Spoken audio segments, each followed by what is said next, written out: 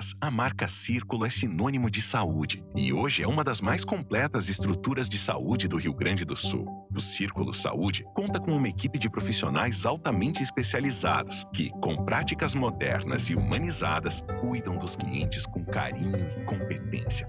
Além de um hospital próprio com acreditação nível máximo, referência no estado, laboratórios de alta tecnologia, ampla carteira de médicos, clínicas e hospitais credenciados e exclusivos centros de especialidades médicas, o Círculo mantém bases de atendimento em várias cidades. Para a tranquilidade e segurança dos clientes, os planos de saúde do Círculo também garantem médico 24 horas e atendimento nacional. Afinal, saúde é a nossa razão de ser. E inovação e vanguarda são predicados indispensáveis para estarmos a cada dia mais próximos de você. Círculo Saúde, mais que um plano, saúde de verdade.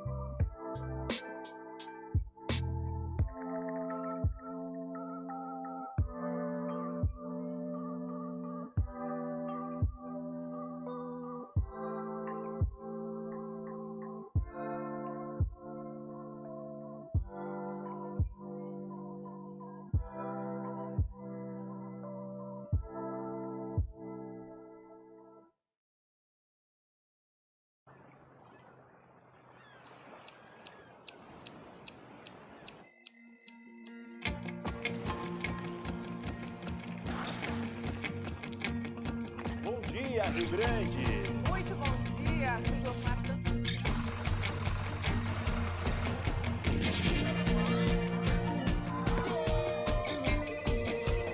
Seja bem-vindo ao JA desta.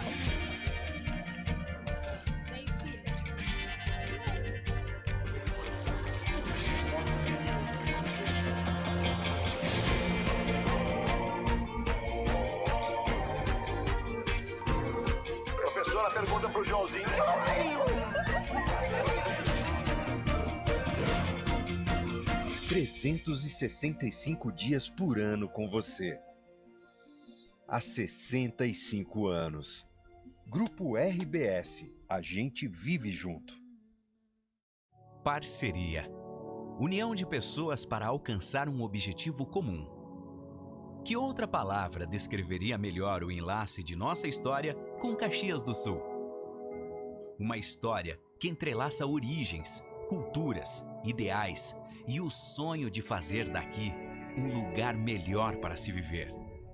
Sonho que foi semente e que encontra solo fértil em quem acredita que é possível fazer acontecer. Celebrando os 120 anos de sua história, a Sicredi Pioneira tem orgulho de dizer que acredita em Caxias do Sul, porque Caxias do Sul também acredita na Sicredi Pioneira. E essa parceria que valoriza as tradições e comemora conquistas, discute novos rumos e fomenta o amanhã, se solidifica nos frutos que colhemos juntos. Porque juntos construímos comunidades melhores. Sabe por que a UX é diferente? Porque tem o teu jeito e fala a tua língua. Somos a universidade com a força da comunidade. Uma universidade que olha para o futuro, que está no ranking das melhores do mundo, mas que também é daqui, a única da nossa região. Estude na UX. Acesse agora mesmo ux.br e saiba mais sobre cursos e formas de ingresso. UX, Pessoas em Movimento.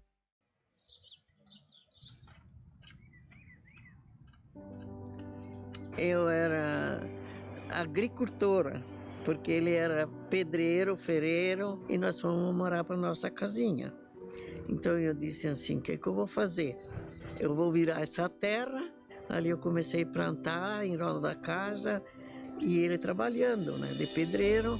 Eu já tinha os 6 filhos, plantava, vendia, fazia chimia, fazia pão, fazia tudo um pouco para vender, fazia sabão. Botemos ali uma bodeguinha assim, bem simplesinha, nem interesse de fazer um mercado, aquilo estava só para dar um dinheirinho a mais na família, né? Ao longo dos anos, o Super Andreassa estabelece relações próximas e duradouras com clientes, funcionários e fornecedores. Expande os negócios na região e se consolida como uma das principais redes supermercadistas do sul do Brasil. O Grupo Andreassa cresce junto à região, ao lado das pessoas. Agora inaugura uma nova fase e lança o Vantajão Atacado Caxias, que junto à unidade de Vacaria é um presente da família Andreassa para a região. Chegamos até aqui unidos pelo trabalho e uma certeza. Nosso grande propósito é proporcionar uma vida melhor para todas as famílias. Sejam muito bem-vindos ao novo Vantajão Atacado. O braço atacadista do Grupo Andreassa, o nosso atacado.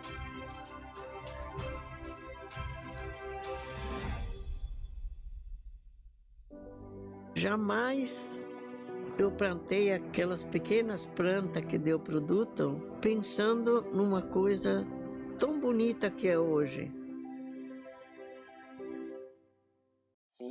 Em 60 anos de atuação, o BRDE está presente na vida das empresas do Sul.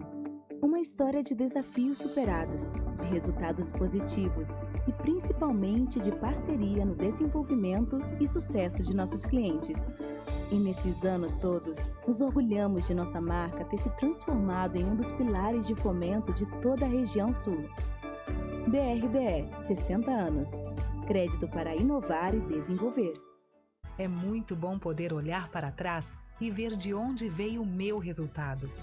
A certeza de eu ter sido preparada para estar onde estou reforça que fiz a escolha certa. O dia em que descobri que poderia aprender tantas coisas novas. A satisfação de vivenciar projetos únicos que marcaram para sempre meu caminho. Quando me foi apresentado o futuro. Saber que meu aprendizado me ajudou a me tornar uma cidadã responsável com a sociedade, indo além dos livros didáticos.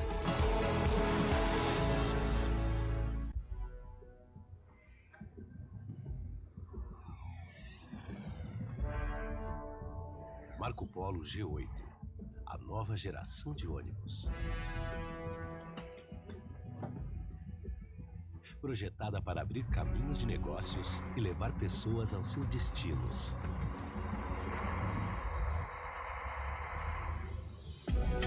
Oferecendo performance com competitividade para quem investe e segurança com conforto para quem viaja.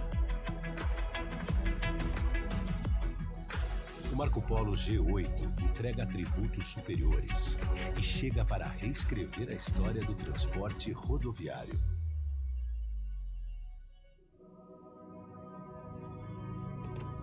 Definitivamente, o mundo visto pelas nossas janelas é muito mais bonito.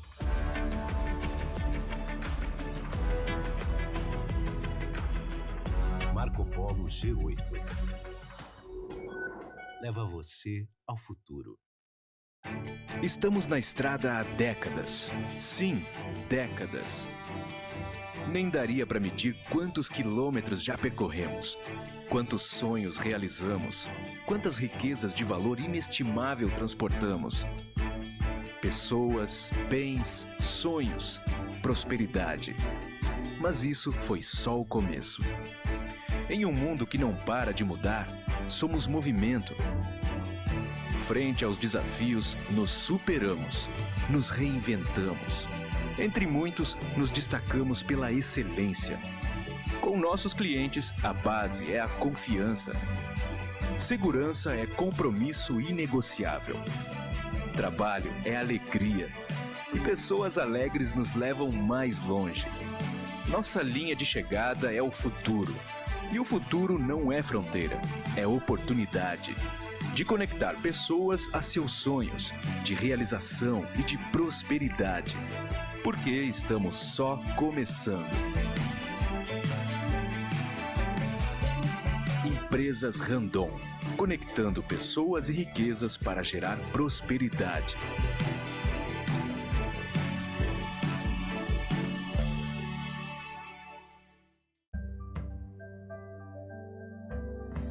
Todos os dias, o Brasil acorda, o Brasil se levanta, o Brasil sai de casa para empreender. O Brasil é o João, a Suelen, Antônio, Moara. São eles, nossos empreendedores, que decidiram construir a sua própria história com seus micro e pequenos negócios. O Brasil também é a Lúcia, que trabalha na loja do João. O Josimar, que entrega seus produtos na cantina da Suelen, que faz as marmitas para o salão da Josiara. E é essa grande cadeia de empreendedores que movimenta nosso país. Eles são o Brasil. Eles são a alma do Brasil. E nós somos a força do empreendedor brasileiro. Somos o Sebrae que o Brasil conta há 50 anos, que contou ontem, conta hoje e vai contar amanhã. Sebrae 50+50. Criar o futuro é fazer história. O conforto pra casa, a beleza pra vida, o bom gosto em primeiro lugar. Os momentos que nos fazem sonhar, como é bom contar com quem nos quer bem e está sempre ao nosso lado também. Móveis Dallas, ambientes feitos pra viver. Móveis Dallas, planejados pra você.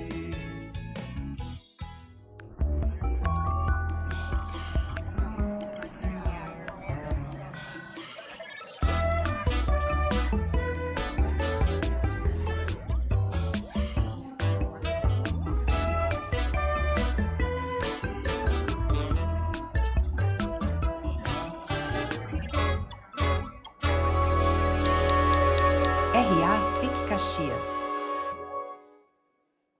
Bom dia. Bem-vindos à nossa RA, é sempre um prazer tê-los conosco. Saudamos a presença do nosso presidente Celestino Louro e do nosso palestrante, o diretor executivo do Grupo GPS, Brian Silva, que falará sobre o case Grupo GPS de Excelência Operacional, como alinhar a cultura organizacional entre os mais de 130 mil funcionários. Agora, confiram no nosso telão as grandes marcas que são nossas parceiras aqui da RA.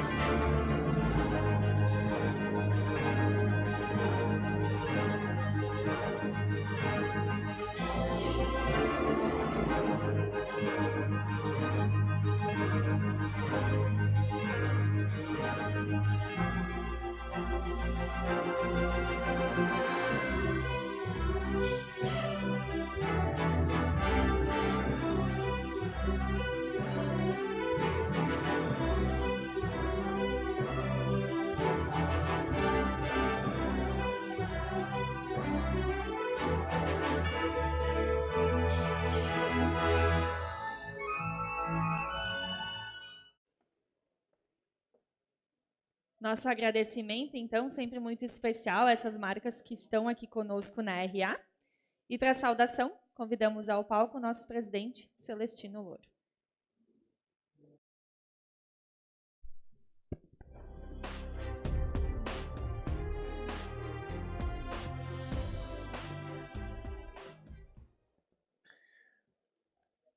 Saúdo o nosso palestrante, diretor executivo do Grupo GPS, Brian Silva. Muito obrigado por ter escolhido a SIC Caxias para estar nesta manhã. Nosso prefeito, Adilode Domênico, nossa vice-prefeita, Paula Iores, vice-presidente da Câmara, vereadora Tatiane Fisso, a imprensa, senhoras e senhores. A RA de hoje é comemorativa aos 25 anos da Fortaleza Segurança, uma empresa que pertence ao Grupo GPS. Em nome de todos os empresários, queremos cumprimentar o nosso amigo, parceiro, companheiro dessa casa, Raimundo Tomazoni. E juntamente a ele também, os seus mais de 2.000 funcionários, por esses 25 anos de excelentes serviços prestados a toda a nossa comunidade. Parabéns e vida longa.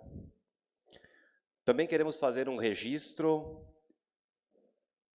sobre o que lamentamos o falecimento neste domingo, aos 93 anos do empresário barbosense Rui Escomasson, um dos sócios fundadores da Tramontina. Juntamente com o seu Ivo Tramontina, pai do seu Clóvis Tramontina, criou uma das empresas mais queridas e admiradas pelos brasileiros. Uma história que foi contada aqui, recentemente, pelo seu Clóvis, quando palestrou na RA Histórias Inspiradoras. Com que carinho que ele falava do seu Rui Escomasson.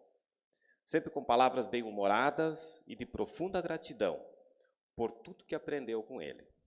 Realmente uma grande perda que a família, os amigos do seu Rui, sintam-se todos confortados nesse momento de dor e de pesar. Senhoras e senhores, em relação aos resultados das eleições de ontem, o jogo foi jogado e ele tem vencedores. E isto faz parte da democracia. Da mesma democracia tanto reclamada aqui por nós ao longo deste ano. Parabéns ao governador eleito Eduardo Leite e ao presidente eleito Luiz Inácio Lula da Silva. O que nós empresários agora esperamos deles é equilíbrio, é o cumprimento das promessas e a defesa das instituições e dos valores que nos são muito caros. Esperamos que respeitem e sigam a Constituição, que defendam os princípios de Estado que tantas e inúmeras vezes mencionamos nesse microfone, como a manutenção de uma postura de responsabilidade fiscal, educação moderna e de qualidade, desburocratização, reformas estruturantes, desenvolvimento econômico, investimentos em infraestrutura e uma robusta pauta de comércio exterior, que efetivamente traga resultados econômicos, não apenas políticos. E, principalmente, que respeitem a democracia e governem para 100% dos gaúchos e dos brasileiros, não somente para aqueles que eventualmente os elegeram. A disputa se encerrou ontem às 17 horas. Portanto, esperamos que assumam com responsabilidade os seus desafios, que não serão poucos, focando em ações que visem um equilíbrio sustentado e diminuam essa insana polarização a que vivemos. Como entidade que congrega o pensamento empresarial, continuaremos na defesa da livre iniciativa, da liberdade econômica e do crescimento sustentável de nossas empresas associadas. Seguiremos cobrando, reivindicando e apresentando as nossas demandas. Esse é o nosso papel. E saberemos exercê-lo com a firmeza e a determinação necessárias. Muito obrigado e uma boa RA a todos.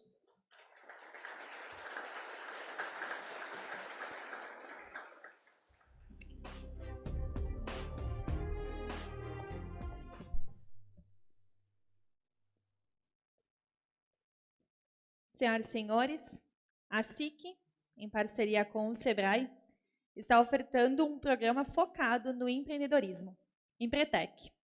Seu objetivo é estimular e desenvolver as características individuais do empreendedor, de forma a propiciar sua competitividade e permanência no mercado, por meio de metodologia vivencial especialmente desenvolvida para este fim, cuja abordagem se dá pelas 10 características empreendedoras.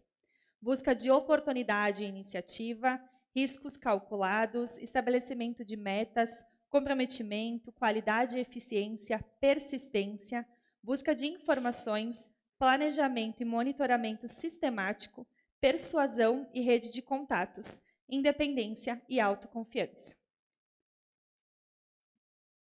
São 60 horas de capacitação, com atividades práticas, cientificamente fundamentadas, que mostram como agem os empreendedores de sucesso.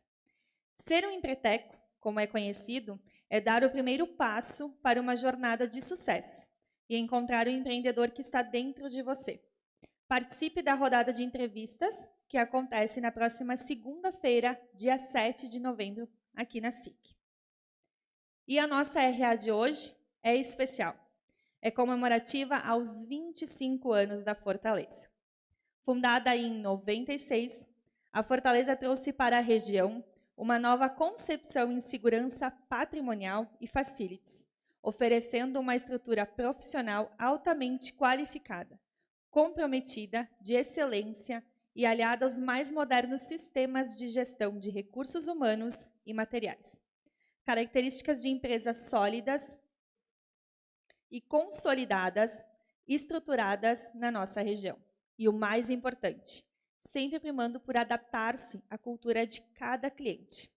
A partir de 2017, com o objetivo de ampliar e oportunizar aos seus clientes outros serviços, tais como logística e manutenção, a Fortaleza firma parceria com o Grupo GPS, por ser uma das maiores empresas consolidadas na prestação de serviços do nosso país.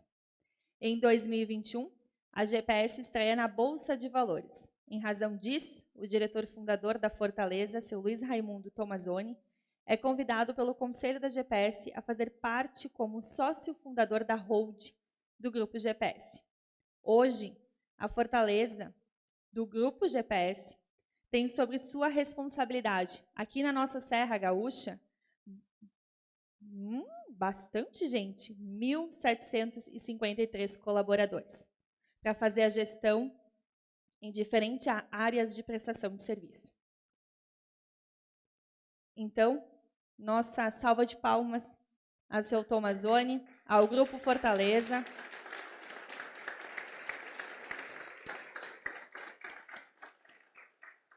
Por estar aqui conosco, comemorando esse aniversário, é sempre uma oportunidade para a SIC estar presente na vida das nossas empresas, que são nossas parceiras, são associadas aqui da SIC Caxias. Antes da nossa palestra, temos um convite especial, então. A próxima RA, vocês vão ver logo, logo no telão. Ela será alusiva à Semana Municipal do Empreendedorismo. Então, a gente sempre participa aqui da SIC, da Semana Municipal do Empreendedorismo. É uma iniciativa da nossa diretoria, da SIC Jovem. E o nosso palestrante vai ser o Dado Schneider. As inscrições já estão disponíveis no site. E vamos à palestra? Então, eu vou convidar o nosso diretor, por favor, Brian, venha ao palco. Eu vou lhe passar o microfone, passador de slides. O palco é todo seu. Boa palestra.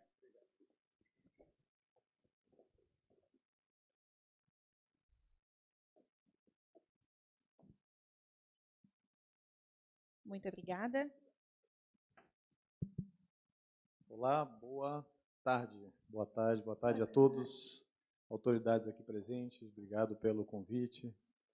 Aos demais convidados, um dia um pouco conturbado pelos acontecimentos recentes, mas com tantas coisas, tantas decisões, vocês separaram um tempinho para estar aqui com a gente. Muito, muito obrigado. Uma honra, uma alegria, uma responsabilidade de trazer um conteúdo diferenciado que contribua para o nosso dia a dia de desafio empresarial. Tomazoni, obrigado pelo convite, parabéns. Tem sido uma jornada de muito aprendizado, de muita alegria, de muita construção. Fazer parte da nossa Fortaleza, do nosso Grupo GPS. Muito bem. O nosso case, então, é contar um pouco do que é a história, do que foi e do que será a história do Grupo GPS. Uma empresa que eu entrei no grupo aqui em 2005, mais ou menos, numa fase que a gente chama uma fase inicial. E foi uma empresa com sérias, grandes dificuldades econômicas naquele momento. A gente olha para o que é a empresa agora, né, mas ela tinha uma condição de solvência bastante crítica naquele momento. Foi um grande desafio essa reconstrução do grupo, essa construção. Muito bem, então o Grupo GPS, não sei se o áudio está dando, vocês estão me ouvindo bem, desculpa, está ok, né? Obrigado. Então, a gente vem nesse fechamento, nesse crescimento importante.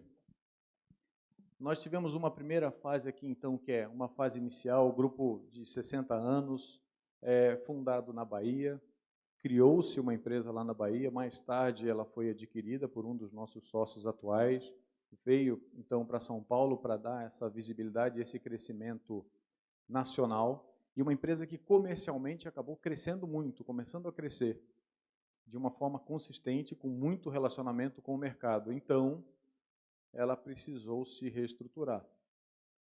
Então, o nosso atual presidente, CEO e COO, tanto o Luiz quanto o Marcelo, estão na empresa até os dias de hoje, então foram convidados para esse processo de profissionalização da empresa. Um grande desafio de uma empresa que já era grande, era uma empresa de uns 100, 150 milhões de reais por ano de faturamento na ocasião, mas que tinha muita coisa a ser feita no campo do planejamento, da controladoria, da estratégia. Então, esse trabalho começou a ser feito ali no finalzinho de 2003, 2004, montando o time, trazendo pessoas para a gente construir a nossa cultura.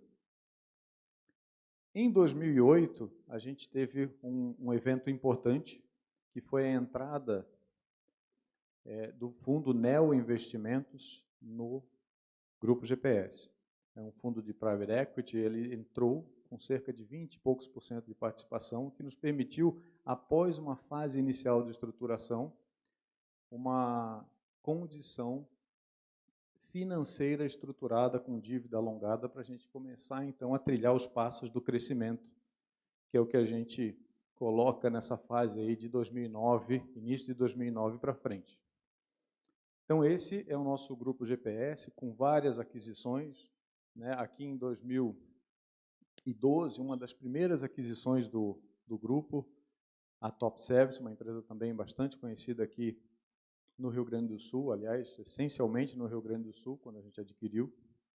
Mais para frente também, em 2017, a nossa Fortaleza, começamos essa parceria, começamos um trabalho muito próximo, muito pessoal, muito cuidadoso de construção de não perder a cultura, de não perder o jeito da companhia. Isso é um grande desafio. A GPS tem uma história de crescimento orgânico e uma história de crescimento de M&A. E a gente gosta de dizer que não somos compradores de empresas, nós somos integradores. E é um grande desafio, e é por isso que o tema que a gente está trazendo é essa questão muito mais cultural, muito mais da filosofia da companhia, que no final é o que faz a empresa se tornar perene, a sua cultura, o seu jeito de lidar com as pessoas e com os negócios. Então, como que a gente fez para crescer durante todo esse tempo? Como que a gente vai continuar fazendo? Né?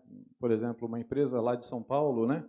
Graber, também conhecida, esse ano a gente teve a aquisição da Sulzer, uma empresa multinacional, tinha uma operação de manutenção aqui no Brasil, a gente adquiriu, tem sua operação ali no Polo de Triunfo, com culturas tão diferentes, competências tão diferentes. Como é que a gente faz para deixar essa turma toda alinhada com a nossa estratégia? É um pouco disso que a gente vai falar. O que eu vou trazer aqui, na verdade, é relativamente simples, mas é a nossa cozinha, é a nossa intimidade. É como se vocês estivessem nos visitando na nossa casa, que horas que a gente levanta, que hora que a gente toma café, sabe? Aquelas coisas da intimidade do dia a dia. É sobre isso que a gente vai falar. GPS é isso, de forma muito transparente e aberta. É assim que a gente lida com os nossos desafios, com o nosso dia a dia operacional. Bom, atualmente, então, a gente, na verdade, já passou de 150 mil colaboradores, mas por uma questão de integração das companhias, a gente está com esse número, que é uma base de junho, de 134 mil colaboradores Brasil afora. Então, a gente tem operações desde em alto mar, com plataformas de petróleo, nós temos operações a 2 horas do Suriname, nós temos operações por todo o Rio Grande do Sul, Acre, Norte, Nordeste, Centro-Oeste. Então, tinha um sócio nosso que falava assim, de forma, brincando com a gente, olha, a gente faz de parto de macaco a atracação de navio. Então, como é que a gente vai cuidar disso tudo? Como é que a gente vai fazer bem tudo isso? Porque são serviços muito distintos, né? Como é que gerencia isso tudo? Mas é isso, a empresa, então, uma receita líquida do ano passado, se botar aqui em receita bruta, né, em faturamento, isso daqui ficou em perto de 8 bilhões. Esse ano a gente tem uma previsão bem maior, né? Aliás, eu não comentei aqui um fato relevante, que são 32% de crescimento da receita bruta ao ano, durante todos esses anos. Então, isso não é por acaso, né?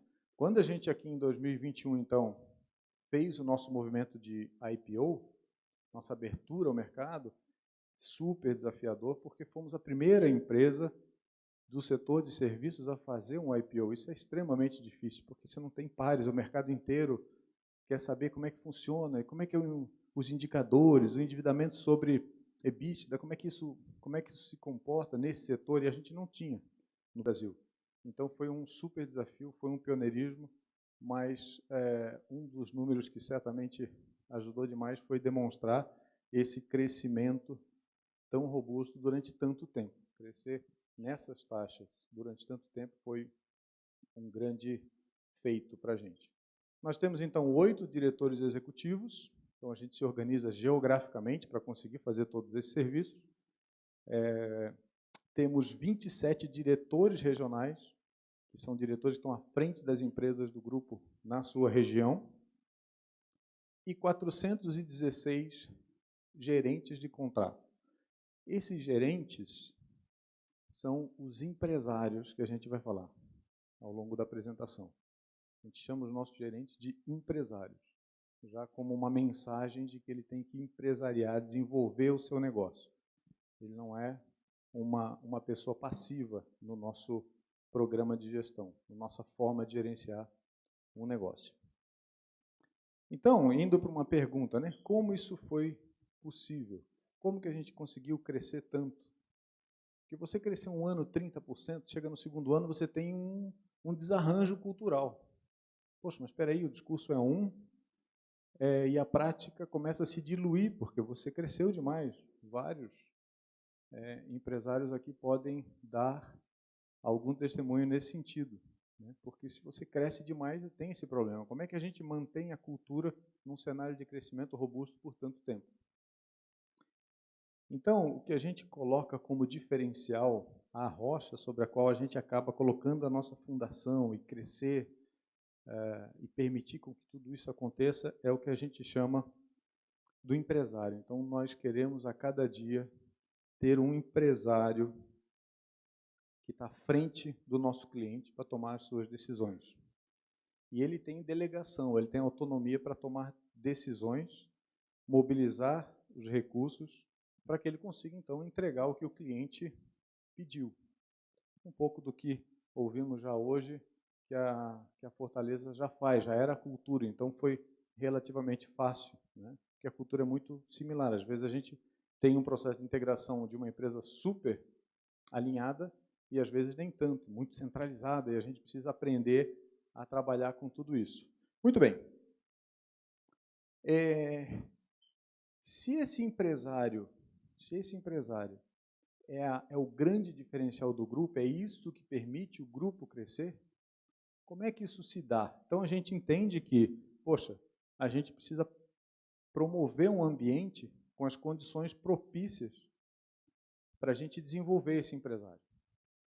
Então, a ideia aqui é compartilhar um pouco desses pilares, são 4, mais especificamente 3, que eu vou abordar aqui,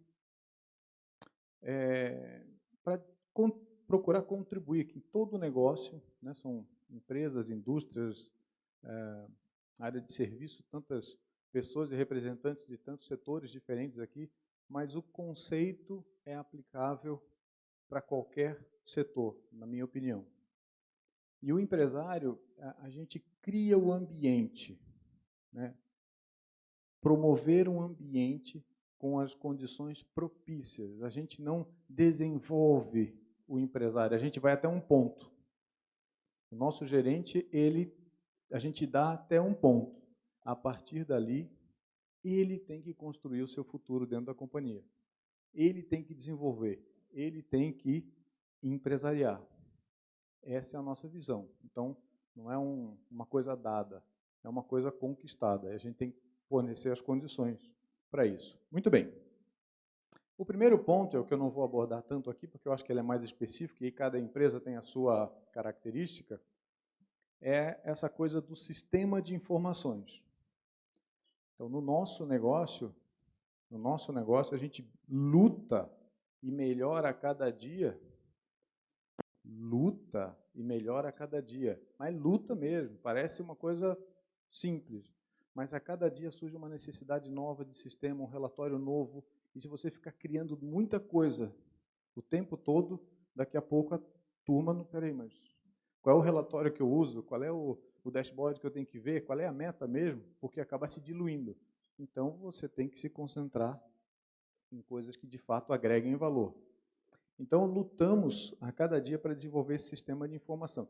Então, na nossa cultura empresarial, uma hipótese aqui, se essa sala fosse nossa, se essa sala aqui fosse um contrato do Grupo GPS, a gente lutaria para saber quais são os indicadores que essa sala teria, quanto de receita ela está gerando, qual o custo direto, qual o custo indireto e qual o resultado. E o cliente está satisfeito? O cliente está renovando o contrato no uso dessa sala?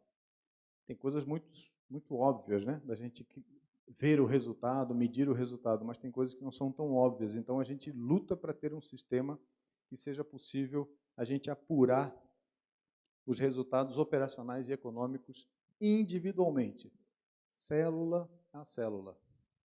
Célula a célula. É um grande desafio. O segundo ponto, então, é a macroestrutura organizacional. Poxa, a gente tem que ter uma macroestrutura que isso seja possível, que seja propício para o desenvolvimento do empresário. Como é que ele vai aparecer no grupo? O que ele vai apresentar? Como é que funciona isso no dia a dia? Como é que é o nosso ciclo? Eu vou contar um pouquinho para vocês disso. Ciclo de planejamento. Isso daqui, para a gente, é uma disciplina militar no Grupo GPS. É inegociável o nosso ciclo de planejamento. Algo que permite o alinhamento, o exercício desse alinhamento. A gente, né, define, escreve, treina, mas a gente pratica no ciclo de planejamento. Eu vou falar um pouquinho sobre isso na sequência. E, por fim, o nosso modelo de gestão e de remuneração de pessoas pautado na meritocracia. Isso daqui é muito agressivo no Grupo GPS. Muito agressivo. Nós procuramos, sim, compartilhar riqueza. Foi algo que, para mim, foi surpreendente lá em 2012, quando eu fui chamado para ser sócio. Que você olha assim, poxa, mas por que a empresa me fez um adiantamento milionário para eu comprar um pedacinho de uma empresa que se tornou 100 vezes maior do que era, em termos de valor de mercado? Então, por quê? Eu não sou sócio, eu não sou filho de nenhum acionista do grupo. Por que isso aconteceu? Aconteceu por causa da meritocracia. E isso não é simples, eu sei. Isso não é simples, mas o compartilhamento da riqueza gerada é um elo que precisaria ter no nosso modelo de gestão. Porque se eu digo para o nosso gerente que ele é um empresário e não compartilha o resultado que esse empresário gera, um fio fica solto, um elo fica frágil. E ao longo do tempo, essa narrativa se dilui e você não mantém aquela cultura. Então, a gente trabalha muito para compartilhar essa riqueza gerada. Muito bem. Começando pelo primeiro ponto, então, macroestrutura. Nesse slide aqui, posso comentar durante algum tempo, mas o importante é isso daqui, ó. O grande ponto desse slide é aqui, é a pequena empresa. E aí, meu objetivo aqui é que cada um de vocês possa pensar, poxa, como é que eu posso traduzir isso para a minha organização? Será que tem algo que eu possa fazer na minha organização que esse compartilhamento aqui dessa lição aprendida do Grupo GPS, será que funciona no meu negócio, no meu dia a dia? Então, nós temos aqui os nossos gerentes de contratos, nossos empresários, temos a linha do diretor regional, do diretor executivo, da holding, a gente coloca para ficar mais alinhado com o discurso, para que todos entendam. Aqui é uma área mais de holding, e o nosso conselho de administração. Então, a visão é que o gerente seja dono de uma pequena empresa, o diretor regional de uma média empresa e o diretor executivo de uma grande empresa, todos trabalhando em prol da nossa GPS. E a frase que eu escolhi compartilhar aqui com vocês é que cada gerente e sua equipe no Grupo GPS não são uma engrenagem. Evitamos ao máximo isso. Não é sempre que a gente consegue, porque tem áreas de apoio, como tem aqui em cima, né? Ó. Cada nível desse tem os seus apoios específicos, técnico, de segurança do trabalho, administrativo, contas a pagar, receber e tal. Mas cada gerente, que a gente entende como empresário, são um pequeno motor que tem que ter a sua eficiência e fazer a coisa acontecer perante o seu cliente e perante o seu acionista. Então, é muito importante essa visão. Não temos um monte de engrenagens que, quando trabalhando juntas, fornecem um supermotor. Um motor de não sei quantos mil HPs. Não, não somos isso. Nós somos um conjunto de pequenos motores. Cada gerente, então, tem esse papel. A gente cria esse ambiente a partir já da macroestrutura para que cada gerente possa se sentir uma empresa, um motor. Ele não é uma engrenagem, ele tem todo o seu circuito a ser feito para entregar os resultados para a companhia. E aí, o que acontece? Cada gerente, eu sei que a letra está pequena, mas é só para compartilhar com vocês o que são as responsabilidades de cada nível desse. Então, o nosso gerente de contrato, o nosso empresário, ele é responsável, então, por entregar o serviço que foi contratado pelo cliente, o nível de satisfação do cliente, mas também a gestão do resultado econômico. A gente trabalha demais com a conscientização desse empresário de que quase tudo que acontece no mundo físico tem uma contrapartida no econômico. E que contrapartida, em que intensidade, qual é a consequência daquela decisão para o bem e para o mal, para o seu cliente, para si próprio, é uma luta diária também de treinamento, de envolvimento com todos esses empresários. Aí, quando você vai para o nível de diretoria, a ideia é uma lógica de crescimento regional, que produto, que serviço, que mercado que está crescendo mais, onde é que a gente está perdendo dinheiro, onde é que a gente pode ter potencial, como é que a gente faz para enxergar tudo isso, para que a gente dê orientação aos nossos empresários. Eu costumo dizer que no grupo eu sou um conselheiro, né? Então, tenho uma equipe, sou um privilegiado no grupo, porque tenho uma equipe de altíssima performance, e o meu papel é muito mais dar conselhos. Várias reuniões que eu participo, eu costumo dizer, eu estou aqui para quê mesmo? Porque se não tem uma necessidade de aconselhamento, se eu vou tomar uma água ali, já volto, e não volto. Porque se eu sinto que a equipe tem condições de tocar, a equipe toca. É a responsabilidade deles. Eu estou aqui para dar conselho e para dar as margens até onde a gente pode ir e até onde a gente não pode ultrapassar em termos de valores da companhia, de cultura e economicamente também, obviamente.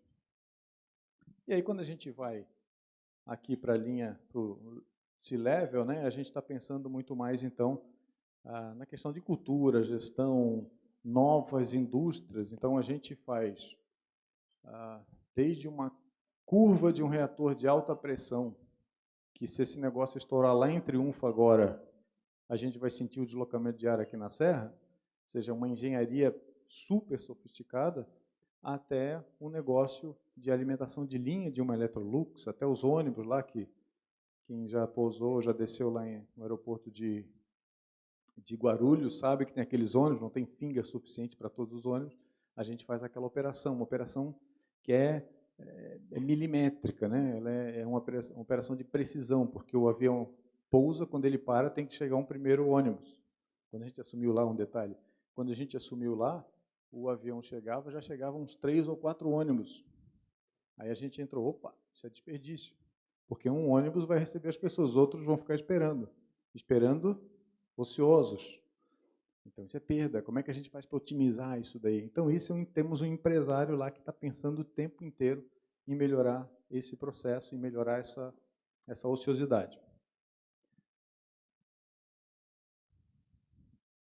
Avançando, então, para o ciclo de planejamento. Né? O que é o ciclo de planejamento e como é que ele se dá nesse mesmo contexto, nessa mesma estrutura, nessa mesma lógica. Ele não é uma coisa à parte, ele também vai mais uma camada da nossa cultura em cima dessas mesmas pessoas. Então, a gente tem uma reunião, imagine o seguinte, né? É como se cada gerente, mensalmente, religiosamente, apresentasse para um conselho de administração os seus resultados. É isso. Mensalmente, cada gerente nosso passa por esse processo. E aqui, gente, assim, é mais ou menos aquela coisa, do pescoço para baixo é canela, como se dizia. Então, é uma reunião dura, é uma reunião de cobrança, é uma reunião de entrar no detalhe. Por que o custo do Vale Transporte aumentou? Por que o tempo de caminhão na doca está maior em relação ao trimestre passado? Por que o custo de combustível, por que a gente não faz de uma forma diferente? Então, ela tem uma pauta, ok? Uma reunião que tem uma pauta específica.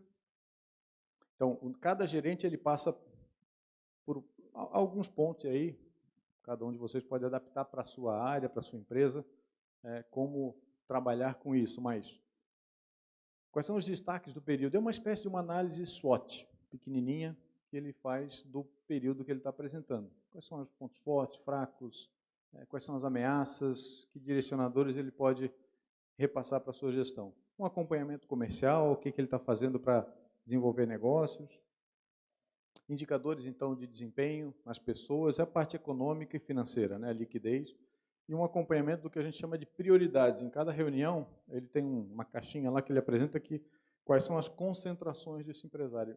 No que eu vou me concentrar no próximo período. E esse é um exercício de gestão muito poderoso, porque a gente, o último mês, então, os últimos 2, 3 anos, não sei se aconteceu com vocês, com todos vocês, creio que com a maioria, o tempo está assim numa velocidade muito grande, né? A gente quando vê, não, mas foi ano passado, não, vai ver, faz 3 anos que tal coisa aconteceu. Então, se a gente não tiver esses ritos de gestão que faz a gente parar e dizer, cara, no que eu vou me concentrar no próximo mês? O que é importante? A frase antiga, né? A gente se concentra só no urgente e não vê o importante. Então, essas reuniões faz o nosso empresário parar e escrever com calma quais são as suas concentrações para o próximo período. Quando a gente vai, então, para o que a gente chama aqui de C-Level, né? Então, a gente tem aí sim os estabelecimentos e acompanhamento da macroestrutura, POT, rentabilidade, a solidez do grupo como um todo, os indicadores de solvência e por aí vai. E também um acompanhamento trimestral com os diretores executivos. Então, uma agenda similar ao que acontece com o nosso empresário, acontece com o diretor executivo como um conjunto desses gerentes, desses diretores regionais. A minha, por exemplo, foi quinta-feira agora. Quinta-feira agora que a gente estava apresentando. O quanto a gente cresceu, como é que está o nosso, a nossa liquidez, o nosso contas a receber, o nosso índice de satisfação e todas essas coisas. Então, isso é uma agenda religiosa no grupo, vamos colocar assim. Não sei se é uma boa expressão, mas é muito, muito importante. Muito, muito importante no grupo. Isso daqui, gente, é uma coisa que está no nosso prospecto, lá quando a gente foi fazer a abertura de mercado, está no prospecto. Não tem nada, não tem nenhuma ciência de foguete. O grande desafio aqui é praticar ao longo do mês, ao longo do trimestre, ao longo do ano, ao longo da década.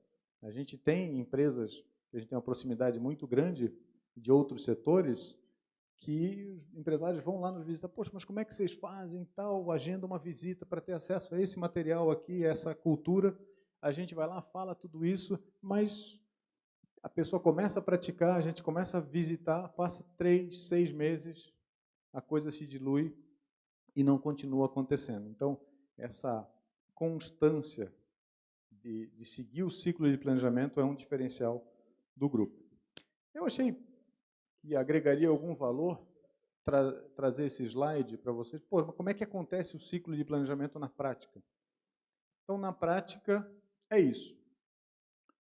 A gente lá em agosto, ele acontece nesse período aqui, ó. Em agosto, a gente libera uma ferramenta de orçamentação, para o ano seguinte e os outros 4, ou seja, os próximos 5 anos. Em setembro, a gente faz uma coisa super importante, é uma reunião de 3 dias, que é um workshop de direcionadores estratégicos, onde a gente reúne todos os diretores da companhia e a gente fala de quais são os macro-direcionadores. O que a gente quer para os próximos anos, onde atuar. Tem um primeiro dia de reunião mais operacional, eventualmente a gente traz um palestrante de fora para falar de alguma tendência, alguma coisa específica. E nos outros 2 dias seguintes, cada diretor apresenta a sua proposta de crescimento.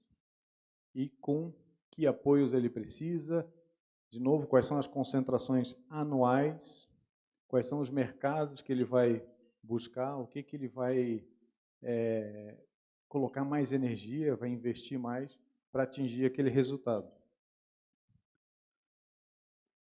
31 de outubro, por coincidência hoje, é meu compromisso de hoje à tarde, ir lá e apertar num botãozinho onde eu vou dizer está autorizado toda a nossa orçamentação, todas as metas, tudo que vai ser a ferramenta de medição mensal de cada um dos nossos empresários. Então, hoje é o último dia que eu tenho para aprovar o nosso orçamento para os próximos 5 anos.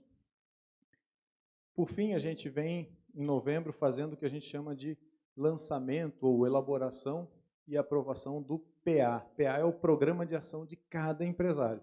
Cada empresário desse ele tem o seu quadro de metas. O que ele tem que entregar no ano.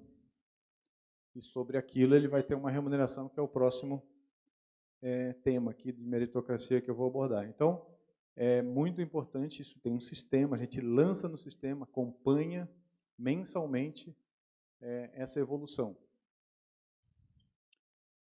Depois, o último item aqui é a aprovação do plano de negócios no Conselho. Então, a gente está vendo aqui uma construção que é feita de baixo para cima. Há um direcionamento do nosso padrão de crescimento, o que a gente espera, e depois isso é dividido por todas essas células, todos esses motorizinhos, como eu falei, e cada um desses motores é responsável de criar o seu orçamento, o que ele vai crescer, poxa, que serviço ele pode fomentar com aquele cliente, que necessidade que aquele cliente tem, e fazer esse negócio se consolidar num grande número aqui no plano de negócios.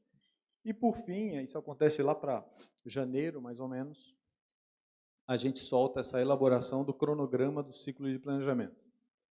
Uma coisa simples, né? Mas se você for falar com cada diretor do Grupo GPS e falar assim, estou pensando em fazer uma reunião tal data, estou pensando em sair de férias tal data, estou pensando em viajar, em qualquer coisa.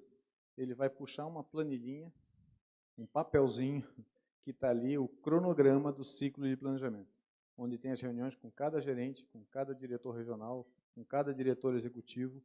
Está ali, é um planejamento que, se acontece alguma coisa, tem que ser algo bem diferenciado, é uma luta para a gente abrir mão de estar presente nessa reunião, porque é uma disciplina, é um valor da companhia. Então, enfim, de forma prática, né, quis trazer aqui para compartilhar só como que isso se dá no dia a dia. Muito bem. Entrando aqui para meritocracia, o último item que eu vou abordar aqui com vocês,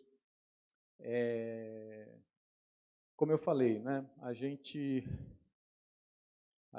tem uma prática de compartilhar riqueza. Isso é algo que chama atenção bem antes da empresa se tornar uma empresa aberta.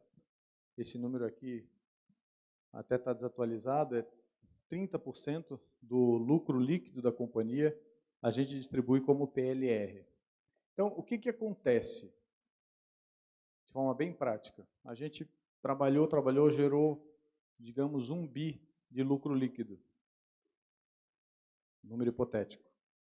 Desse 1 bi, cerca de 300 milhões de reais são distribuídos para os nossos empresários. Isso não fica com acionistas, isso é distribuído através de PLR para os nossos gerentes, para os diretores e para os nossos vice-presidentes e presidentes. Aqui, ó,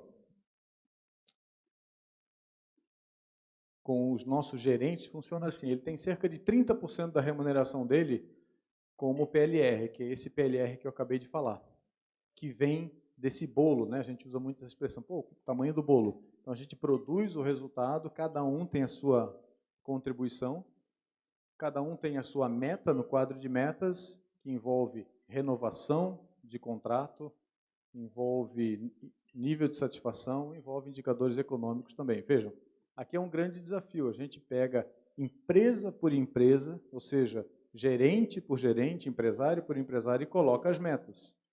Por exemplo, nós temos um empresário que vai tocar a expedição de uma Electrolux, um grande cliente nosso. Nós temos um empresário que, por exemplo, turnover para ele é um indicador super importante, o cara que tem que sair com um helicóptero para ir para uma plataforma em alto mar. Quer dizer, se a pessoa não chega, é um problema. Como é que o helicóptero vai sair até a plataforma com um integrante a menos do grupo? Não tem como. Então, a gente tem que... Como é que eu vou fazer para que a gente faz, por exemplo, o terminal de cargas internacionais lá de Guarulhos?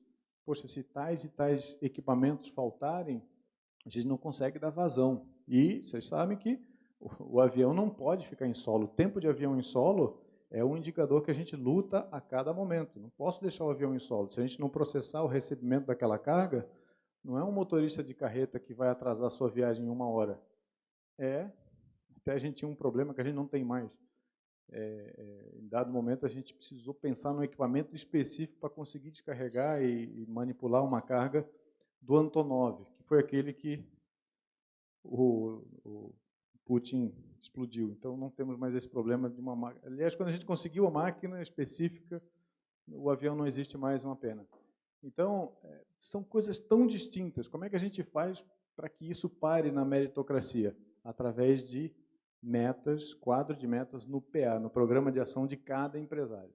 Então, isso é muito sério na companhia também. Qual é o PA de cada um? Qual é a meta de cada um? Todo empresário na GPS tem o seu quadro de metas anual. E esse quadro, aí sim, é customizado, é específico para que todos possam atuar de acordo com o cliente, com a operação que toca. E aí a gente tem essa remuneração que chega a 30% do salário anual do nosso gerente, é uma PLR diferenciada. Né? Algo como 4 a 8 salários a mais no final do ano de remuneração, atendendo todas essas metas. Quando a gente vai, então, para o diretor regional ou executivo, aí a gente tem a remuneração que se divide em 3 fatias. Né? Hoje, por exemplo, a minha remuneração, ela, muito mais do que 50%, é o que a gente chama aqui de ILP, ou agora é um programa novo, depois do IPO, né, virou o Programa de Compra de Ações, PCA. Então, o que são? São dividendos por ação. Então, cada diretor da empresa, mediante os seus resultados, é convidado a participar do ILP. Incentivo de longo prazo, era esse termo. Então, a gente faz um aporte grande para esse empresário, para que ele compre ações da companhia, pague parte desse investimento com os próprios dividendos daquelas ações e parte com a sua própria PLR. Então, eu fiz parte do primeiro programa da empresa, onde 5 empresários foram convidados a se tornar sócio. Fomos convidados pelos controladores a se tornar sócio. Então, foi o que eu fiz. Então, foi um super investimento, mas, de forma geral, isso é um número médio, obviamente, o diretor que acabou de se tornar sócio, ele tem o dividendo dele é menor, claro, ele tem uma fatia menor, tem menos ações, e quem entrou lá no passado, onde o risco era muito maior, também tem uma parcela maior. Então, a nossa remuneração, no geral, é 1/3, na média dos nossos diretores, vem do seu prolabore, do seu salário, da sua remuneração fixa mensal. 1/3 vem através do seu PA, que está naquele PLR que eu acabei de falar, naquele 30% do lucro da companhia que é distribuído para a PLR, e cerca de 1/3, então, vem dos dividendos das ações que ele detém, que ele possui. Então, são essas 3 camadas, assim, são essas 3 fontes de receita que o empresário, no nível de diretoria, tipicamente tem. Eu digo tipicamente porque, claro, existem variações. Temos diretores, em média, os nossos diretores têm 13 anos de casa, em média.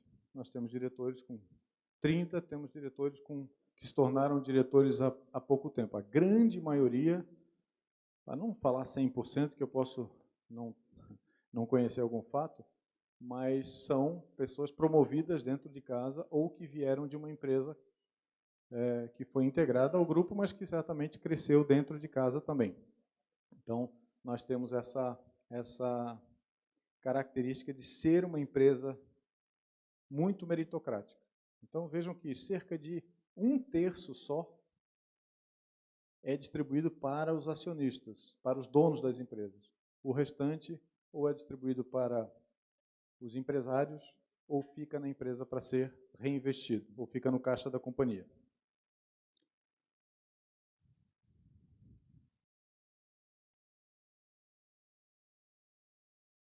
Acabou ficando um slide a menos aqui. Gente, é isso. Obrigado pelo tempo aí de vocês. Então, meritocracia, ciclo de planejamento, macroestrutura são coisas que a gente entende que podem ser utilizados na sua área, na sua empresa. Está aqui a nossa história de sucesso, como é que a gente conseguiu construir esse crescimento dessa forma, ao longo de tanto tempo, de forma alinhada, ou seja, trazer o empresário como ele sendo cada um. Assim que eu mudei para o Rio Grande do Sul, tive um grande amigo que eu cheguei, ele falou assim, ó, está aqui um remo, e vamos remar junto para o mesmo lugar. Então, cada empresário que entra, a gente, olha, está aqui o remo, né?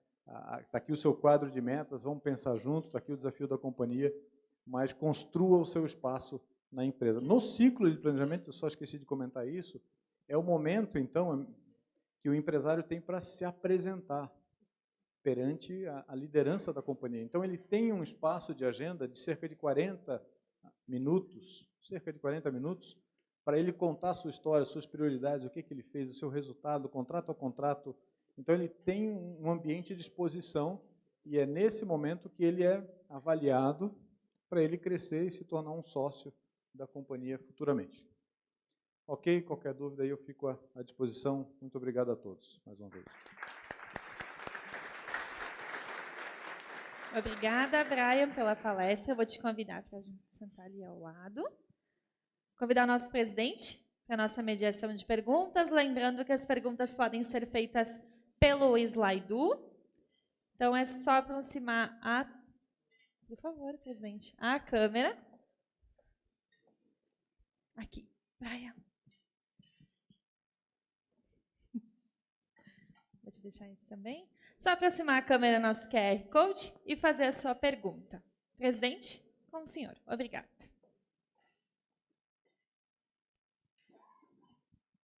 Obrigado, Brian, por ter nos convidado a sentar, como tu mesmo utilizou a expressão, na cozinha da tua casa. É desafiador para a maioria de nós aqui ver 130 mil pessoas, né, Tomazoni, integradas a um único negócio. E eu posso te afirmar que 130 mil pessoas é mais do que a população de muitos municípios do Brasil afora, né? Se a gente pensar que são 130 mil famílias impactadas, é muito mais do que isso, né? Parabéns. Parabéns. Realmente é um desafio construir tudo isso. Obrigado. Nós temos inscritos aí para perguntas o Juarez Pitinini, diretor de Relações Institucionais do Grupo Randon e também nosso diretor aqui da casa. Obrigado, presidente. Parabéns, Brian, parabéns, Tomazoni, pelos 25 anos. A sua explanação aqui, ela deu muita ênfase na qualificação das pessoas, na capacidade de entrega e na remuneração atrelada a isso. Mas como é que faz para fazer com que a base, que são aproximadamente 100 mil pessoas, é isso? O grupo como um todo, não? Por aí? 150 mil, na verdade. 130 é o base de junho. Ok. Como é que faz com que esse contingente de pessoas, eles tenham esse mesmo espírito imbuídos de fazer com que a empresa, de todos os níveis, tenha essas entregas, especialmente na prestação de serviço, no momento onde, por mais paradoxal que possa parecer, a gente tem um índice de desemprego elevado e tem dificuldade de preencher vagas. Como é isso para vocês? em relação à qualificação e a pessoa certa para as atividades, as mais variadas atividades que vocês têm na empresa. Obrigado. Obrigado pela pergunta. Sim, um grande desafio. Aqui, né, para a palestra, eu trouxe até o nível do gerente, que a gente chama de empresário. E parte do desafio do empresário, no seu quadro de metas, é treinar a sua equipe, capacitar a sua equipe, cuidar do turnover, cuidar da retenção, cuidar da cobertura de cada posto. Então, é um trabalho que a gente acredita na liderança. Não é um trabalho central. Capacitar pessoas não é um trabalho central, é um trabalho de cada empresário. Por isso que a gente consegue desenvolver tantas pessoas, porque se fosse depender de uma estrutura centralizada, imagine, as demandas, as necessidades de treinamento já seria muito difícil, né? Porque o que eu preciso treinar e capacitar um caldeireiro é completamente diferente de um vigilante, né? Então, é papel também de um empresário. E aí ele usa as ferramentas que o grupo tem. Que tem mais notoriedade nesse assunto é o GPS Você. A gente tem um canal de treinamento, que ele cria um treinamento. Esse treinamento sobe para o nosso sistema e ele é distribuído conforme o cargo e contrato da pessoa.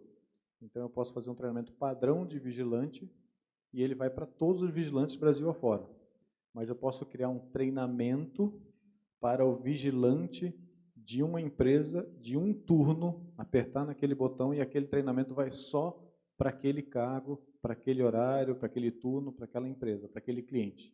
Então, é a forma que a gente criou para capacitar essas pessoas. Mas não tem linha de chegada, não. É um desafio contínuo. Inscrito também o nosso prefeito, Adilode Domênico, ao microfone. Brian, só para, na verdade, uma pergunta e uma colocação. Nós assumimos a prefeitura, primeiro ano pandemia, o objetivo era ficar vivo e tentar se organizar para tocar a vida. Há 20 anos, o setor da Receita da Prefeitura propunha um processo de gratificação por meta, que é a meritocracia. Nós acabamos abraçando isso, não vale multa, não vale ação judicial. Durante muitos anos se tentou encurtar o tempo de emissão de uma guia de TBI, era quase impossível. Hoje, como ela vale 5 pontos se ela for emitida em 3 dias, tem toda uma pontuação, nós estamos conseguindo emitir essas guias em 3 dias. E o principal, dentro do setor público, o grande problema não é apenas remunerar, é tu poder identificar aquela minoria que existe, que eventualmente não produz, e também poder fazer as correções. Eu lhe pergunto, como é que vocês, porque nós queremos agora estender isso para outros setores da prefeitura, a Receita está funcionando muito bem, o pessoal está satisfeito, não pensa que foi fácil, nós tivemos que bancar isso, porque vários prefeitos haviam tentado e a pressão das outras secretarias e do próprio sindicato dos servidores, por desconhecer o processo, era contra. Vocês fazem por célula a participação sobre o faturamento e o lucro, ou cada servidor participa do globo total, do bolo total? Que esse é o grande problema dentro do setor público. Nós temos que implantar por células, até porque a prefeitura não é uma empresa que gera lucro. Nós estamos tirando hora extra, o valor gasto em hora extra, transferindo ele em gratificação por produtividade, para que realmente o servidor que produz quantidade e qualidade tenha essa remuneração justa. Como é que vocês conseguem conciliar isso numa empresa tão grande e com tanta gente? Obrigado. Obrigado, prefeito. Eu que agradeço a pergunta. É um tema bastante amplo e o que a gente tem hoje é fruto de um aperfeiçoamento constante ano após ano. Mas um aspecto não é uma participação direta no resultado. A gente entendeu que isso não era tão pragmático, as pessoas não percebiam bem. O que a gente fez foi traduzir esse resultado, essa remuneração, para múltiplos de salário. Então, se tínhamos um bolo a ser dividido, né, ou seja, 30% aproximadamente do lucro líquido da companhia de, por exemplo, 100 milhões de reais, a gente traduz isso em número de salários por ano para as pessoas. Então, ela não ganha X% do lucro líquido, ela ganha 4, 5, 8, 40. Nós temos diretores que chegam a 40 salários num determinado ano, porque a gente entende que é uma forma mais clara de comunicação com as pessoas. Agora, a questão central para que isso funcione bem, na verdade, é a governança, né? A gente, nos acompanhamentos que a gente faz, o PA, como a gente chama, o acompanhamento de PA, é o último item da pauta, onde não é uma coisa que no final do ano vai ser uma surpresa para alguém se, poxa, espera aí, o meu resultado, porque no nosso caso é anual, tá? Eu não sei como é o caso da prefeitura, mas no nosso caso ele é anual, porque a gente entende que forma um valor representativo e não um pouquinho todo mês. Então, essa governança, quais são as metas, elas são todas auditáveis, elas são todas mensuráveis de maneira muito quantitativa. A tentação, há 10 anos atrás, a tentação é muito grande para a gente colocar metas do tipo assim, poxa, formação de equipe, nível de engajamento, são fatores muito bacanas, mas a gente, não, eu preciso de fatores quantitativos, absurdamente quantitativos, eu preciso conseguir medir. Então, se eu vou falar de treinamento, a meta vai ser minutos treinados por colaborador, quantidade de treinamentos feitos, algo que a gente possa olhar e medir, tempo para emissão da guia, como o senhor falou. Então, era tanto, passou a ser tanto. Pronto, não tem essa de esforço, a gente mede o resultado para remunerar as pessoas. Então, a transparência, a governança desse número, que ele acontece mensalmente, é fundamental para ele ser um sucesso, porque todos estão buscando o tempo todo para chegar lá. Está escrito também, então, seu Raul Tessari, nosso conselheiro, Conselho Superior da SIC. Muito obrigado pela oportunidade.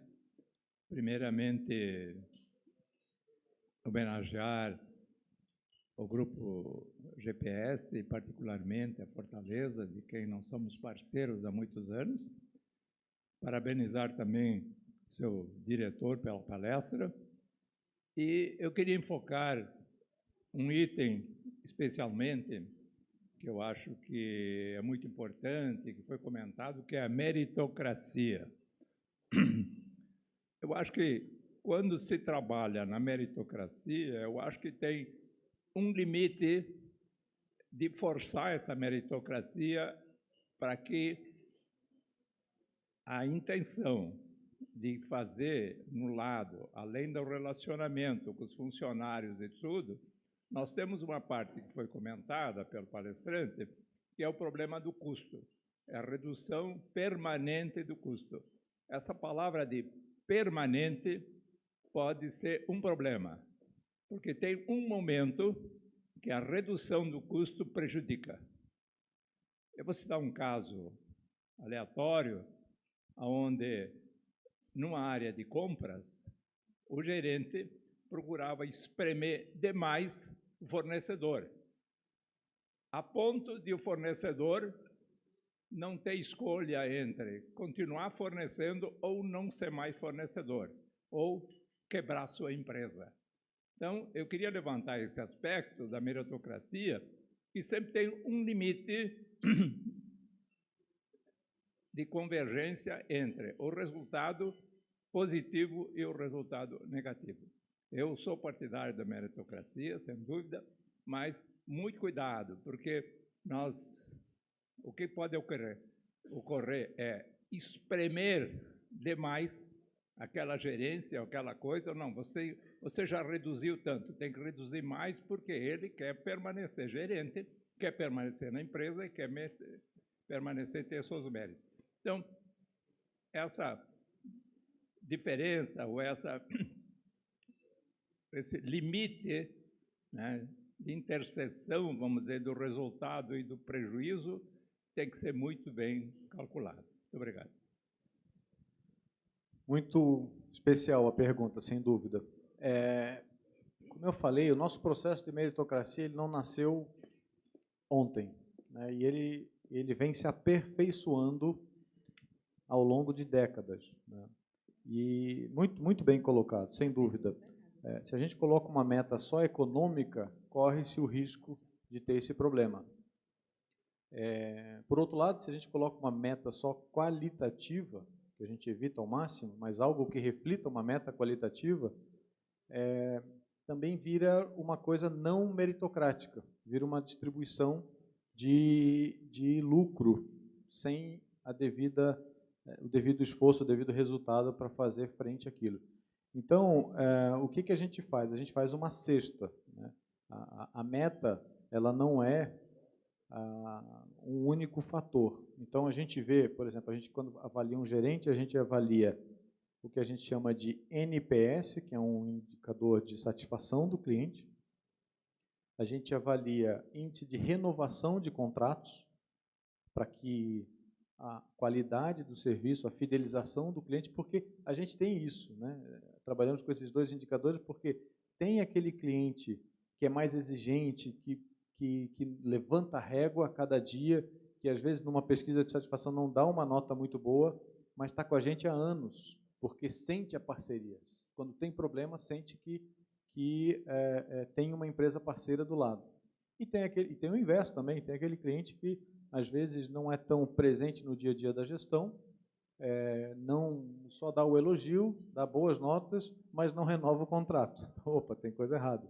Então, a gente faz essa calibração, é uma cesta, né? O PA, o quadro de metas, como eu falei, é uma cesta de indicadores cujo desafio é esse, equilibrar esse ponto. E é um aperfeiçoamento contínuo. A cada ano a gente procura criar indicadores e formas de medir de maneira muito transparente. Uma outra coisa que cabe salientar aqui é que nessas reuniões de acompanhamento que eu citei durante a apresentação, em que o empresário está apresentando para o conselho, não é uma reunião única, não é um gerente apresentando para alguns diretores, não. Sim, ele está fazendo isso, mas todos os outros empresários de uma determinada região estão na sala. Isso acontece, isso é muito bacana pela troca de experiência, pela troca de oportunidade de redução de custo. Então, é muito comum isso acontecer durante a reunião, quer dizer, é cobrar o resultado, é cobrar a redução de custo, mas também nestas reuniões, de que forma fazer isso? Como fazer isso? Poxa, é a unificação de uma rota de transporte, poxa, eu estou pagando X reais no meu EPI, numa botina de segurança, por exemplo, enquanto o outro estava pagando um valor mais alto. Então, claro, por um equipamento com o mesmo nível de qualidade. Então, esse é um desafio muito grande, é uma coisa que a gente trabalha incansavelmente para o nosso processo meritocrático ser aperfeiçoado, mas de uma forma que a gente tenha a renovação dos nossos contratos, que, em última análise, é o principal indicador qualitativo do grupo. Muito bem, temos uma última pergunta, então. Marcos Zago, diretor da Unimed. Bom, Tomazoni, parabéns pelos 25 anos, Celestino pelo convite e parabéns pela palestra, excelente palestra. Tem um termo interessante dentro da tua fala que me chama a atenção, que é a questão da sustentabilidade, uma empresa que vem crescendo muito, com a quantidade de mão de obra diversificada em vários ambientes. Como é que a empresa irá construir o futuro, considerando, então, esse cenário de sustentabilidade que tem como engajar os colaboradores na diretriz e nos objetivos estratégicos da empresa? Muito obrigado. Obrigado pela pergunta. Sem dúvida, na verdade, a partir do ano que vem, todas as empresas de capital aberto, a gente vai ter um relatório ESG para reportar. Então, não é mais uma questão de eu gosto, eu concordo, eu quero, eu simpatizo com o tema de sustentabilidade ou de ESG, ou ESG, ou ESG, né? É um tema relativamente novo. Então, o que a gente faz? Nós temos o aspecto social muito forte. Nós somos grandes empregadores. Então, só aqui a gente já tem uma coisa muito bacana. Nós empregamos, de cabeça agora eu não tenho, mas é um grande número entre mulheres e homens, por exemplo. Então, nós temos alguns indicadores muito, a questão racial, a questão religiosa, nós temos uma diversidade enorme no grupo GPS. Então, isso é um tema que, inclusive, vai nos favorecer quando a gente apresenta o relatório por demanda, por necessidade de empresa de capital aberto, porque nós já somos uma empresa muito diversa. Por quê? A meritocracia tem essa beleza. A meritocracia tem essa beleza. Quando você faz isso por muitos anos, você está privilegiando o resultado. Eu falei mais cedo lá, eu era flanelinha, era estivador, vendedor de picolé na praia. Como é que eu cheguei onde cheguei? Por meritocracia, por esforço. Assim é o meu colega lá enfim, na Bahia, no Nordeste, em Goiânia, em várias cidades, a gente trabalha com a meritocracia independente de qualquer cor, independente de qualquer raça, independente de qualquer religião. A gente trabalha muito com isso, com o aspecto social. A empresa destina um valor representativo também para campanhas sociais, para algumas iniciativas importantes de educação, especialmente. Muito bem. Tomazoni, muito obrigado por ter feito o elo. Ah, claro. Só alcança o microfone.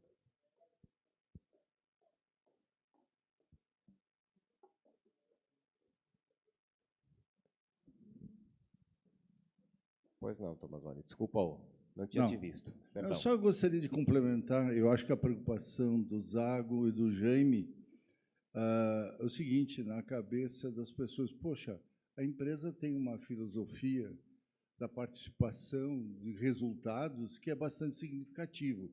E como é que o resto, como a gente chama, chão de fábrica, faz as coisas acontecer? Eu acho que é importante isso deixar claro, que a filosofia não é só da Fortaleza. Casualmente, esse casamento deu certo, porque é uma filosofia também da GPS. Não somos proibidos, mas não devemos contratar para qualquer nível de gerente, executivo, pessoas que não sejam formado dentro da própria companhia. Então, isso é um atrativo que a gente fala na integração, que todos têm oportunidade. Teve gente que passou aqui em Caxias comigo como um auxiliar, foi auxiliar na área de vendas, e hoje é um gerente e, com certeza, ele será um diretor logo ali na frente. Então, isso que é importante, as oportunidades, se nós olharmos, né, Brian, eu acho que 99,9% de todos os executivos daqueles diretores foram formados dentro. Então, isso é um atrativo que a pessoa vem, poxa, eu não tenho participação no resultado, eu não vou ter gratificação, mas eu tenho a chance, desde que eles se preparem e a empresa dá essa oportunidade. Então, eu gostaria de deixar claro que eu acho que esse é um ponto importante, porque senão diz, não, só os homens lá em cima, graúdo, que ganham. Eles podem vir, como muita gente veio de baixo. Muito bem. Muito obrigado, Tomazoni. Parabéns pelos 25 anos. Mais uma vez, vida longa à Fortaleza e a todo o grupo. Obrigado por ter nos aproximado desse case tão instigante a todos nós. E te agradecendo por ter estado conosco nesta manhã, Brian, para as tuas considerações finais e o fechamento. Eu gostaria que tu falasse em rápidas palavras. No meio da tua manifestação, tu colocou o novo hábito, o novo costume que vocês precisaram criar no mercado de capitais. Está muito afeito a avaliar empresas industriais, comerciais, e a empresa de serviços efetivamente é diferente. Como está hoje, alguns anos após, o mercado já está te ouvindo melhor, já está mais maduro, a relação está mais transparente, ou seja, a relação com investidores, que imagino seja também uma peça importante no negócio de vocês. Sem dúvida.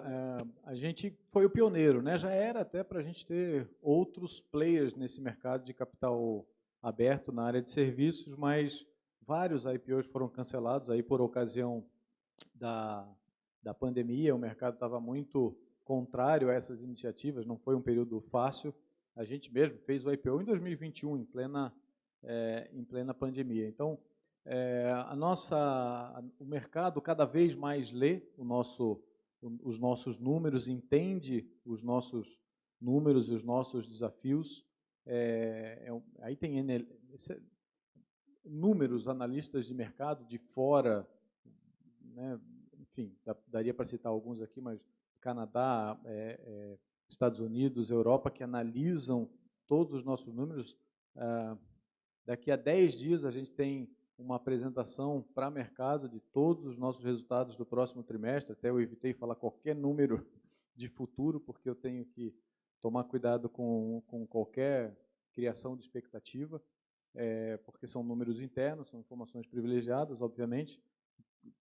Várias empresas de capital aberto sabem o que é isso. Então, a gente está conseguindo se comunicar muito melhor com o mercado a cada mês, a cada trimestre. Eu acho que, oportunamente, no ano que vem, novas empresas estarão jogando esse mesmo jogo de capital aberto, com toda essa responsabilidade que vem junto, que dá confiança, né, para as empresas.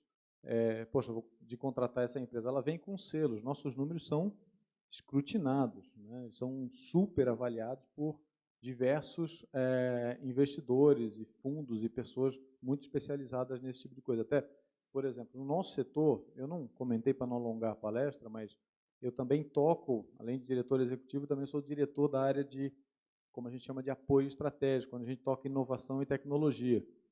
Então, é uma grande preocupação, né? Como que a gente faz para desenvolver negócios no futuro.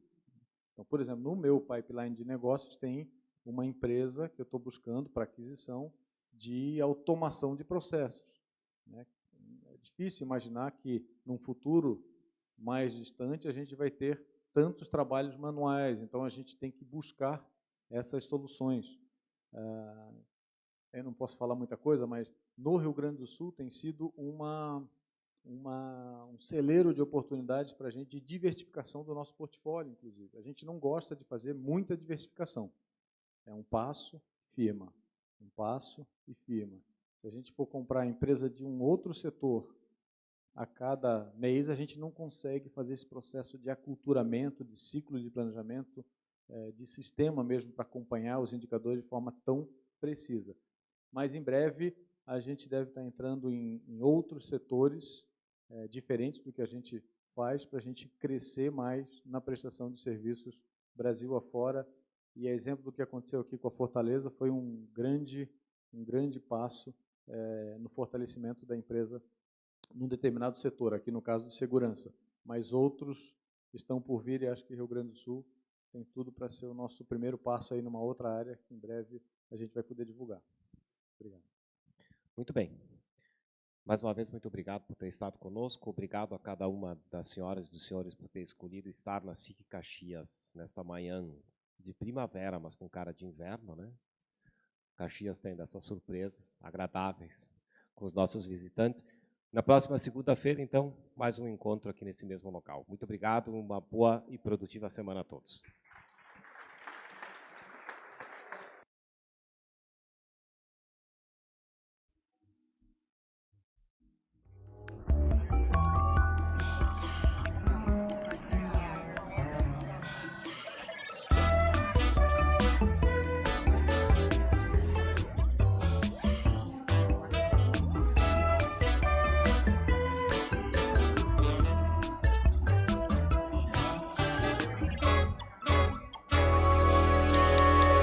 RA SIC Caxias.